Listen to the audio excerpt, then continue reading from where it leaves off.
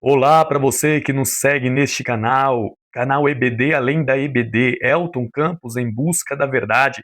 Seja muito bem-vindo para mais um vídeo acerca de Bíblia, de teologia, acerca de história. Que Jesus Cristo, nosso Senhor, possa te abençoar grandemente. Deixe o seu like, deixe o seu comentário. Se você ainda não é inscrito em nosso canal, se inscreva no nosso canal, coloque o sininho de notificações para que assim o YouTube possa te avisar quando o material novo sair, né, e que Cristo Jesus possa te abençoar. É muito importante quando você compartilha dessas mensagens a outros corações, para que assim o evangelho possa ser propagado. Então, se você é um cristão, compartilhe deste vídeo para que as pessoas possam assim ter um conteúdo relevante, de um estudo muito profundo e consequentemente a isso também possam propagar o evangelho aos corações. Estamos todas as semanas aqui, né, falando acerca desses assuntos de suma importância, que falam sobre Bíblia, que falam sobre teologia, que falam sobre história. E esses assuntos são de muita valia para a nossa vida espiritual. Que Cristo Jesus te abençoe grandemente. Hoje falaremos acerca deles, sim deles, os fariseus. Quem são os fariseus? Que grupo é esse? Quando eles surgiram?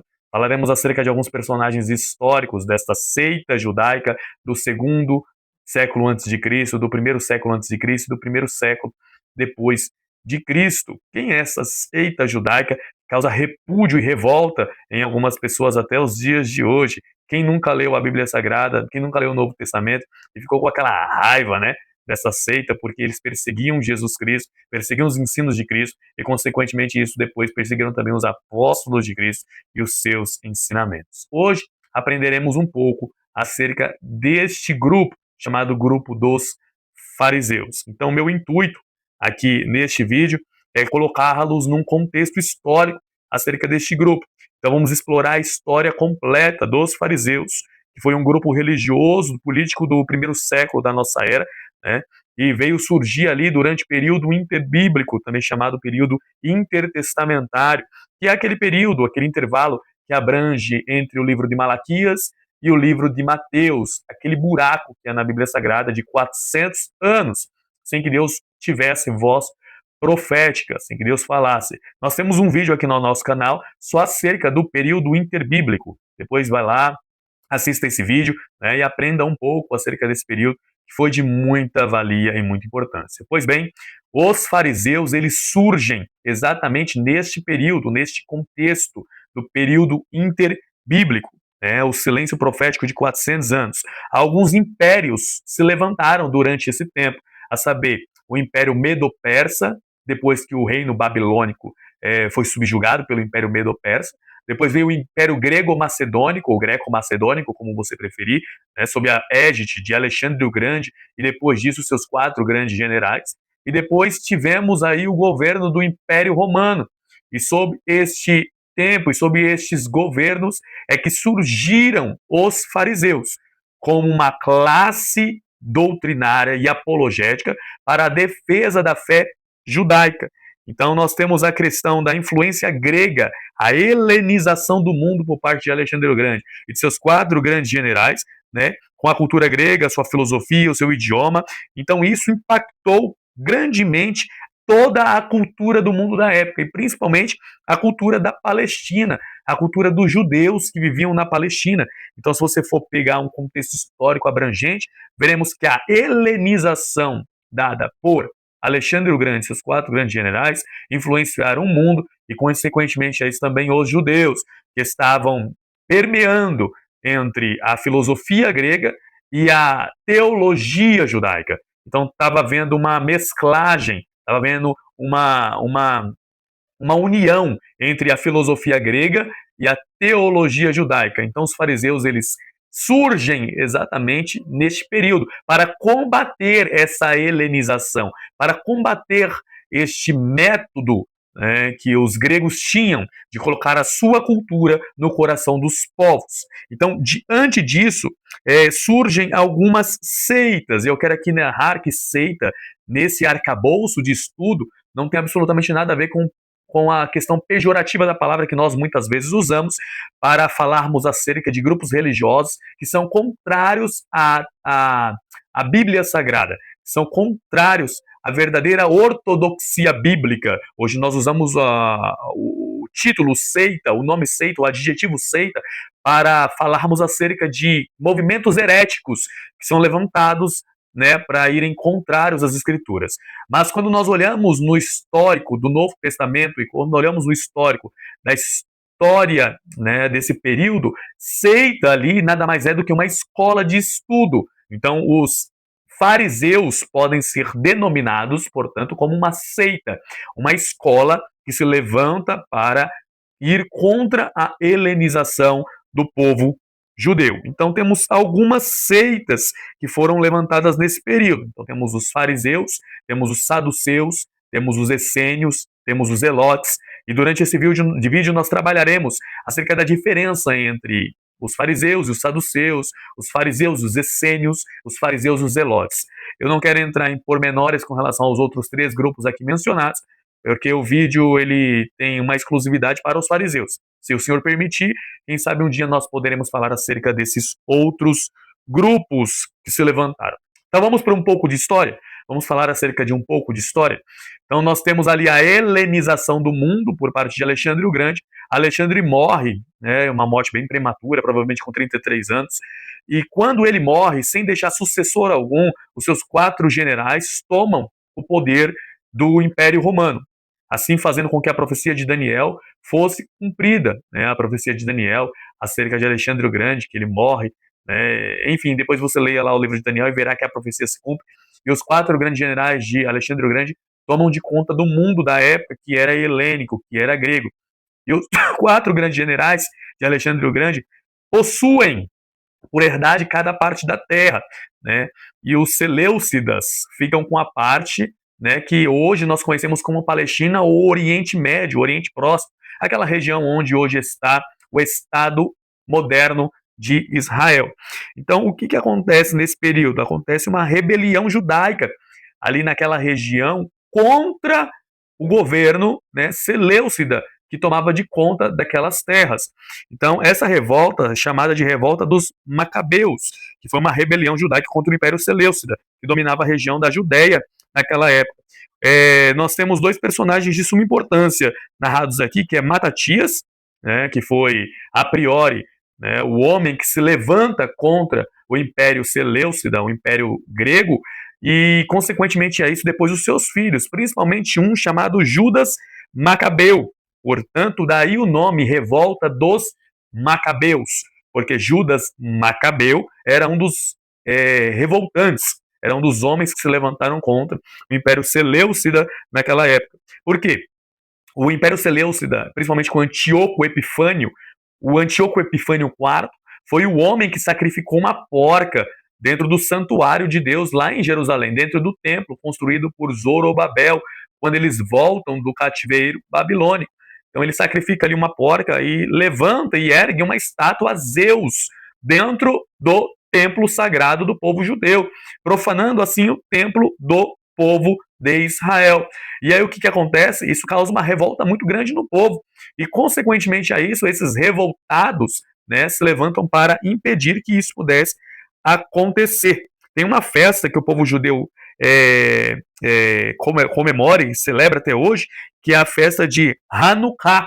É exatamente a festa, né, da revolta dos Macabeus contra o Império Seleucida, para que eles pudessem sair do território palestino, sair de Jerusalém e não fazerem esta profanação para com o templo que ali existia. Então, um pano de fundo histórico nos mostra que esta revolta, a revolta dos Macabeus, levantou outros grupos, e um dos grupos levantados durante esse período foi exatamente os fariseus. Então eles surgiram provavelmente por volta do 2º século a.C., durante o período dos Macabeus, como nós já aqui mencionamos, após a revolta contra o domínio seleucida, né?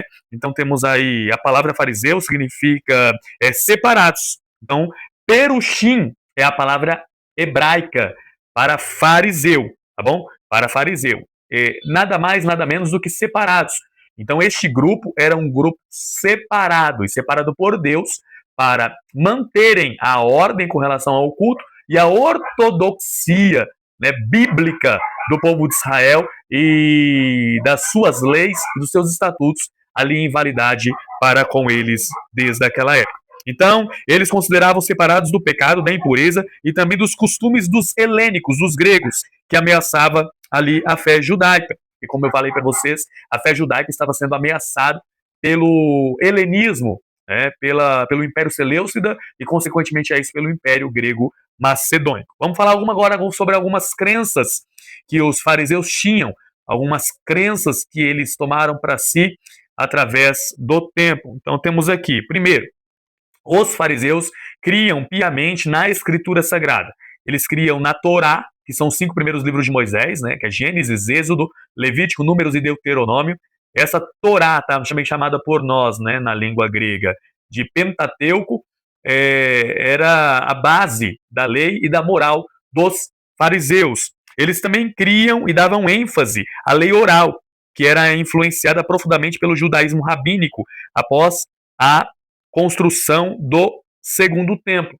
Então, a Torá oral que hoje nós conhecemos, ela vem desde lá de trás, desde a época dos fariseus. Né? Eles acreditavam também na imortalidade da alma e na ressurreição do corpo.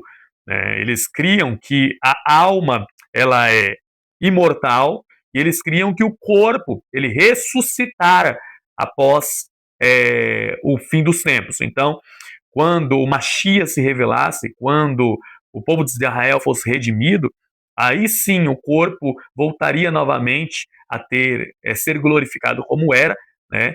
E a alma desse corpo tornaria para este corpo. É praticamente a crença que nós, como cristãos, temos. Né? É uma crença ortodoxa, é uma crença bíblica. A Bíblia, em todas as suas passagens, nos narra que há a ressurreição dos mortos. Os mortos ressuscitavam. Os mortos podem ressuscitar e que os mortos ressuscitarão no fim dos tempos. Eles também acreditavam na soberania de Deus e na liberdade do homem como um livre-arbítrio, a qual nós conhecemos hoje. E eles também criam na pureza do ritual, mesmo fora do templo. Então, práticas de purificação que eram exclusivas dos sacerdotes passaram a ser adotadas pelas pessoas comuns no seu cotidiano. Então, eles criam que a lavagem de água, né, e a purificação era de suma importância. Essas são algumas crenças dos fariseus. Eles criam na Tanar como um todo. Então, o Antigo Testamento de forma completa, desde a Torá, que são os 5 primeiros livros de Moisés, aos livros poéticos, os livros proféticos. Eles criam nos profetas maiores, como nós vemos hoje, analisamos hoje, e nos profetas menores, como nós assim conhecemos. Eles criam em todo o Antigo Testamento, assim como também na lei oral. Isso posto, eles se conflitavam com outros grupos religiosos da época, como já narrei para vocês anteriormente, os saduceus, né? Por isso, os saduceus, eles não criam, né, na ressurreição dos mortos, eles não criam em anjos, como os fariseus também criam, né? E eles também não criam, os saduceus, na imortalidade da alma. Então, os saduceus eles tinham uma visão completamente contraditória, né, a visão dos fariseus quanto a diversos aspectos acerca da fé judaica. E também eles eram contrários à helenização e o romanismo dentro da cultura judaica. Vamos a alguns destaques históricos acerca dos fariseus. Durante a revolta dos Macabeus, os fariseus apoiaram a resistência religiosa, mas depois romperam com os governantes asmorreus por discordância sobre a centralização do poder e a função do sumo sacerdote. No século I depois de Cristo, os fariseus eram influentes entre o povo, apesar de não controlarem o templo, dominado assim esse pelos saduceus. Então os fariseus não eram dominadores do templo em Jerusalém, eram os saduceus, mas eles exerciam um grande papel ali com relação aos poderes constituídos da época, a saber, a corte judaica, né, o sinédrio judaico, que eram aqueles 70 anciãos que governavam o povo de Israel, ditavam leis, colocavam as leis em vigor. Então nós temos sabido que este povo, no ano 70 depois de Cristo, os fariseus, eles deixaram de existir com a destruição do templo de Jerusalém por parte dos romanos, né, após a grande revolta judaica, que se iniciou ali no ano 66 da nossa era, e culminou assim com a destruição do templo no ano 70 por Tito Vespasiano. Tito vai lá, destrói a cidade de Jerusalém, destrói o templo, e acontece a maior diáspora do povo judeu em toda a história, do ano 70 até o ano 1947, o povo de Israel ficou sobre os 4 rincões né, da terra sem voltar à sua terra natal, até que em 1947, né, sobre o tratado ali da ONU, o povo de Israel pôde novamente ter uma terra constituída e voltar assim à sua terra natal. Então, os fariseus eles não mais existem nos dias de hoje, como eram conhecidos, né, naqueles 3 séculos narrados aqui por nós. Então, hoje, quando nós falamos que alguém é um fariseu, na verdade é uma forma pejorativa de dizer que alguém fala, mas não faz, né, que alguém manda, mas não cumpre aquilo que estabelece. Era isso exatamente o que os fariseus faziam. Mas eles têm legados de suma importância. Primeiro, o judaísmo moderno, que é o judaísmo ortodoxo, né, conservador, reformista, este grupo que hoje nós conhecemos, aqueles homens que se vestem de preto, né, que caminham ali em Jerusalém, eles têm traços muito fortes concernentes ao grupo dos fariseus lá do primeiro século da nossa era. Então, podemos, de repente, dizer que os fariseus do primeiro século, né, motivaram e influenciaram esse judaísmo ortodoxo que nós temos nos dias de hoje. Também a Talmud, as obras centrais do judaísmo, é o resultado do desenvolvimento da tradição oral farisaica. Então, hoje, o que nós temos de tradição oral por meio dos fariseus, né, ou por meio do, melhor dizendo, por meio do judaísmo moderno, descende exatamente deste contexto histórico vindo lá do primeiro século.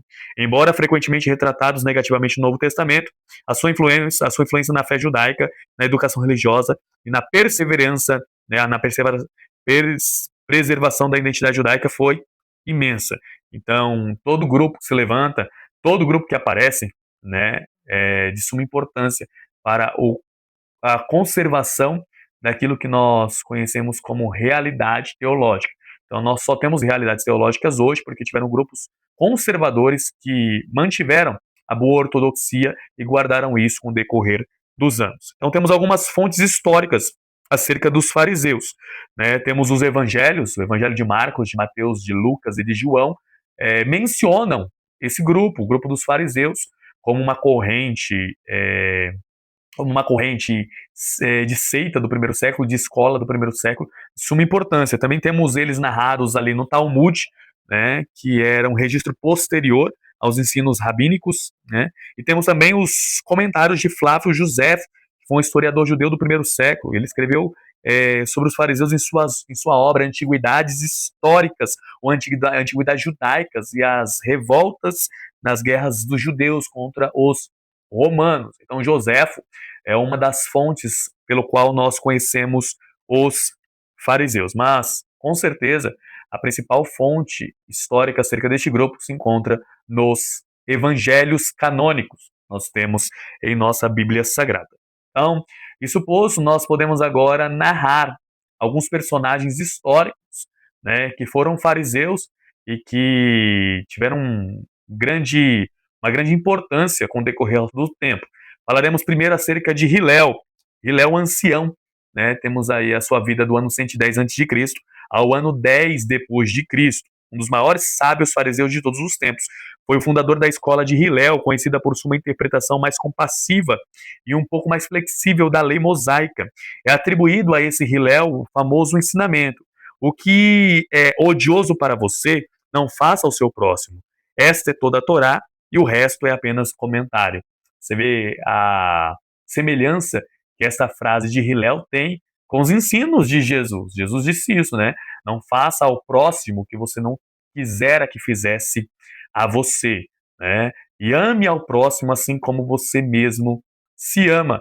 Então tá aí o ensino de Hilel, que Jesus também trouxe tais ensinamentos. Então, Hilel foi um grande mestre do primeiro século, fundador de escolas, né, ali na Palestina, e consequentemente a isso sua escola ficou ali muito conhecida. Sua escola também realizava o culto ao Deus Jeová, ao Senhor Deus de Israel, e essa escola também se levantava contra a escola de Shammai, que era uma outra escola conhecida ali do primeiro século. Temos um outro personagem histórico, já mencionado anteriormente aqui, que é Shammai. Sim, Shammai, que viveu ali entre o ano 50 a.C. e o ano 30 depois de Cristo. Era outro líder fariseu de muita importância, mais rigoroso com a interpretação da lei do que Hilel, né? A escola de Shammai era mais conservadora, né, e mais estrita era uma classe mais reservada, mais periódica quanto às suas questões. Outro personagem histórico que também foi fariseu é Nicodemos. Quando nós lemos lá o Evangelho de João, capítulo de número 3, vemos Jesus, né, tendo um encontro com este moço, com este homem, com este senhor, com este ancião chamado Nicodemos. Provavelmente Nicodemos era um fariseu, porque quando Jesus é julgado, Nicodemos está ali junto ao sinédrio, e ali Nicodemos defende de alguma forma o Senhor Jesus quando este é subjugado. Então temos aí o querido Nicodemos. Outro personagem histórico, fariseu também, Gamaliel. Gamaliel, o neto de Hilel, foi neto do Hilel, aquele primeiro homem que nós mencionamos. Ele era fariseu altamente respeitado e mencionado no Novo Testamento, lá em Atos dos Apóstolos, capítulo 5. Né? Foi conselheiro moderado e defendeu que os apóstolos não precisavam ser mortos. Né? Então, o Gamaliel era um homem muito sábio, muito inteligente, um homem coeso com as escrituras sagradas e a lei que professava. Ele foi professor do apóstolo Paulo, como mencionado lá em Atos 22, versículo 3. Paulo diz mesmo que foi criado aos pés de Gamaliel. E por fim, temos aí outro personagem histórico, né, Saulo de Tarso, o grande bandeirante do cristianismo, o grande evangelista, o maior pastor, o maior teólogo, o maior missionário da história da igreja. O apóstolo Paulo, antes da sua conversão, antes do seu encontro com Cristo, no caminho de Damasco, foi também um fariseu. Bom, então temos essa menção lá em Filipenses capítulo 3, versículo 5, quando Paulo fala que era fariseu quanto à lei. Então ele era instruído pela lei farisaica e pela lei judaica através desta seita e deste movimento religioso chamado fariseus. Isso posto, eu quero trazer para vocês, para que o vídeo não fique muito extenso, né, algumas diferenças entre os fariseus e os saduceus, os fariseus e os essênios, também que era uma outra seita judaica do primeiro século, e os fariseus e os zelotes. Então, se nós podemos, né, narrar as diferenciações, né, primeiro delas é que, como eu já mencionei para vocês, os saduceus não criam em ressurreição, não aceitavam a Torá escrita, né, e tinham controle total do templo. Já os fariseus valorizavam a lei escrita e a lei oral, né, criam na ressurreição dos mortos e defendiam uma fé vívida para com o povo. Então eles sempre estavam ali no meio do povo. Os essênios, por sua vez, viviam isolados, né, eram mais ascéticos e apocalípticos do que os fariseus, né, e rejeitavam o templo de Jerusalém como corrompido. Então eles criam que o templo de Jerusalém estava corrompido e o sistema judaico em Jerusalém era decaído, por isso que os essênios viviam no deserto. Provavelmente é da escola dos essênios que João Batista vem, né, um homem que comia gafanhoto e comia mel silvestre e vivia no deserto. Provavelmente João Batista era um essênio, ou fazia parte da seita dos essênios. Né? Os essênios esperavam o Messias, né, um sacerdote real, e era muito rigoroso esse povo com relação à pureza. Né? Eles criam que a pureza do corpo era de suma importância. E por fim temos os zelotes, né, que era um grupo mais revolucionário, um grupo armado ali do primeiro século. Né? Os fariseus eram mais pacifistas do que os zelotes eram mais brutais, se assim eu posso dizer, um grupo mais revoltoso. E provavelmente foram os zelotes que iniciaram ali a, a guerra judaica contra os romanos e que levou à destruição do segundo templo construído por Herodes e embelezado por Herodes no final do primeiro século da nossa era. Então temos aí um resumo parcial acerca da diferenciação entre os fariseus e os outros grupos aqui mencionados, os saduceus, os zelotes e os essênios. Isso posto, fechamos aqui a segunda parte, falando acerca da diferenciação entre os fariseus e esses outros grupos. Então, só para fazer um resumão do que nós já trabalhamos lá desde o começo do vídeo até agora. Então, os fariseus foram um grupo religioso levantados, né, durante a helenização do mundo por parte dos seleucidas ali no território da Palestina, e este grupo foi levantado exatamente para defender a ortodoxia, né, da Bíblia Sagrada, dos mandamentos de Deus e da cultura judaica no primeiro século da nossa era. Este grupo surgiu com braço forte para uma apologética verdadeira da fé judaica. E este grupo, eles eram extremamente rigorosos quanto à visão da lei e dos mandamentos de Deus e criam na ressurreição dos mortos, eles criam na imortalidade da alma, eles criam, né, no juízo futuro, e eles criam principalmente na Taná, que é toda a antiga aliança, dos livros de Moisés aos livros poéticos e os livros proféticos das Sagradas Escrituras. Este grupo se diferenciava dos essênios, dos saduceus e dos zelotes em vários aspectos. Então, dos grandes grupos sectários do primeiro século, nós temos aí os fariseus com uma suma importância em sua história. Isso posto, nós falaremos agora sobre quem eram os fariseus para Jesus. Então, é interessante analisar este ponto de vista, este grupo que tanto perseguiu o ministério de Cristo, mas Cristo deixa bem claro quem eram os fariseus para ele. Então, quando ele está lá falando, ele diz o seguinte: Jesus reconhecia este povo e cria que esses tinham autoridade sobre o povo judeu. Porque ele diz lá em Mateus 23, o 2 ao 3, na cadeira de Moisés se assentam os escribas e os fariseus. Portanto, tudo o que eles vos disserem, fazei e guardai. Ou seja, Jesus reconhece a autoridade doutrinal, mas critica duramente suas ações e atitudes hipócritas. Por quê? O que Jesus está querendo explicar aqui? Que os fariseus, eles falam e nós devemos seguir o que eles falam. Eles ensinam e nós devemos seguir o que eles ensinam. Nós só não devemos fazer o que eles fazem, porque eles ensinam, mas não fazem. Eles explicam, mas não aplicam particularmente em suas vidas. Então eles eram hipócritas. A palavra mencionada ali, hipócrita, tem mais o sentido de atores, né, personagens que aparentam ser uma coisa, mas na realidade são outras. Hipocrisia é a aparência de uma verdadeira piedade. Jesus disse lá em Mateus 23, 25: ai de vós, escribas, hipócritas, pois limpais o exterior do copo e do prato, mas por dentro estão cheios de rapina e intemperança. Eles seguiam as regras da lei, mas sem compaixão e humildade, e nem tinham misericórdia. O que Jesus considerava o centro, isso era da vontade de Deus. Eles também eram extremamente legalistas, e o legalismo ele é prejudicial à vida espiritual. Jesus critica o exagero nas tradições humanas com relação à lei oral e que dificultam a vida do povo.